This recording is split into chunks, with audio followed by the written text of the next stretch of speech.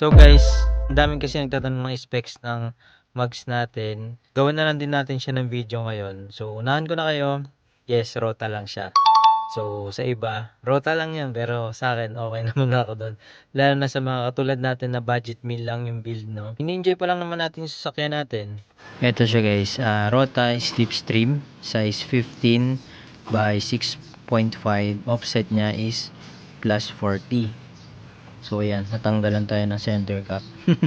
Hindi na kasi yung center cap ko guys, yung pabilog kasi naglagay tayo ng hub centric, hindi na siya pasok. So mas trip ko kasi yung hub centric para mas perfect yung salpak natin. So yun, sinabay ko lang din. Kaya yung center cap natin is dapat yung elevated. So yun lang naman siya, white na slipstream. Gano'n na ba ito katagal? Almost 4 years. Oo, kasi nagkaroon ako nung una pa, yung grade 3, which is sablay yung offset ko doon. Kaya pinalitan natin ito. Ito yung pinaka safe na offset kapag magro-rota ka sa Brio. So, sobrang sensitive ng Brio guys sa offset. And since na-discuss naman na natin yung mugs natin, sabay na natin yung fitment para naman may idea kayo kung ano yung mga possible na maging fitment ang Brio nyo kapag pag 15s na same specs na sa akin, kung anong kakalabasan niya. Sabihin na natin kung may rubbing siya para may idea kayo. So eto, simulan natin dun sa harap guys. So simulan natin dito sa harap, yun nga 15 by 6.5, gulong natin 185/55 sa stock ng RS.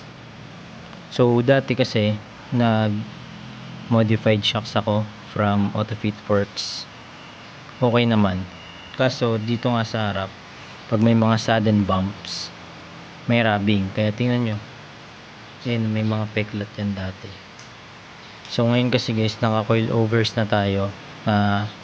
Pinigasan na lang natin yung damping para ma-prevent yung rubbing dito. Kaya wala nang rubbing to sa harap. Unless lalambutan natin ng kaunti. Nasa ata to?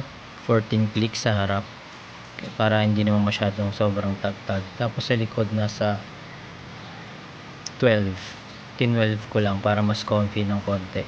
Fitment natin dito, camber niya is negative 1.75. Hindi na ako naglagay dyan ng camber kit guys, na adjust naman nung nag-fitment sa atin nung in-install yung coilovers natin. Tapos ayan yung slipstream sa Brio. Madaya ka sa camera, parang ang taas pero mababa na rin yan guys kahit papano. Pwedeng nang ipang daily yung ganitong fitment. Kaya nga pala guys, may 15s lang din ako kasi hindi ko sinayang yung gulong nito, yung stock na RS natin. Diba yung RS is size 15s na rin naman ayan na may gulong na Bridgestone na 185. ayan, ito pala na 185/55 R15. Nangihinayang kasi talaga ako din. Kapag chinek nyo kasi yung price na guys, nasa 5,000 to 6,000 isa nyan. Isipin mo, isasama mo yan sa benta ng RS na mugs. Sobrang sayang. Kaya yan, sinulit ko na. Magko 5 years na siya, ay 4 years na siya. Tingnan nyo naman, safe pa din na almost 40k yung tinakbo. Kaya sabi ko, pag magpapalit ako ng gulong, tsaka na lang pag expired na siya. Pinag-isipan ko pa rin kasi guys kung magsi-16s ako, pero matagal pa naman yun. Siguro pag nag 5 years na to. Syempre hindi pa rin nawawala sa atin na maghanap ng JDM. Pero kung mag-JDM kasi ako, siguro ako doon 15s na 6.5 pa rin. Sayang nga hindi ko siya nagpicturean. Hindi ko rin natandaan kung anong pangalan ng JDM mugs na yung kay Tube Wheels. Siguro tatanong na lang natin next time.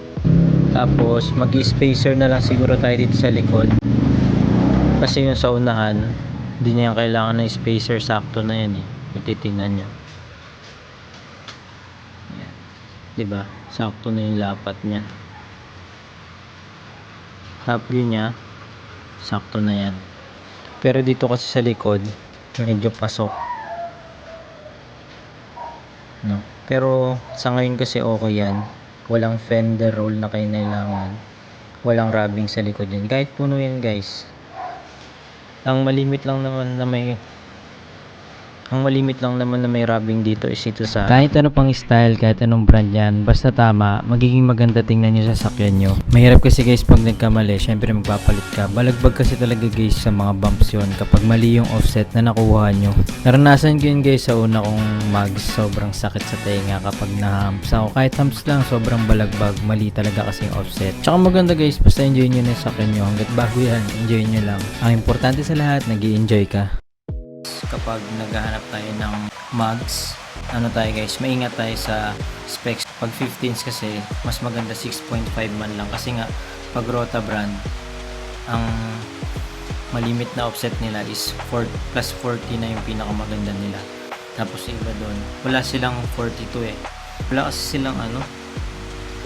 kasi silang plus 40 above sa 15 sa size 15s nila. Nabubulol-bulol na ako. Sayang nga guys kumbaga hindi ko rin alam kung bakit di sila gumawa ng ganun. Ayun yung fitment natin, safe drop lang tayo kasi nga minsan nag-long drive kami tapos tunong sa likod. At least wala akong isipin.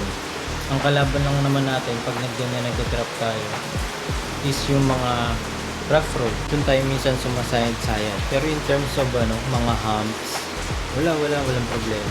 Yung mga 1.5 fingers sa harap, saka 2 fingers sa likod, safe na safe. Yan, hindi ko na muna isasama yung 16s kasi hindi naman tayo naka 16s.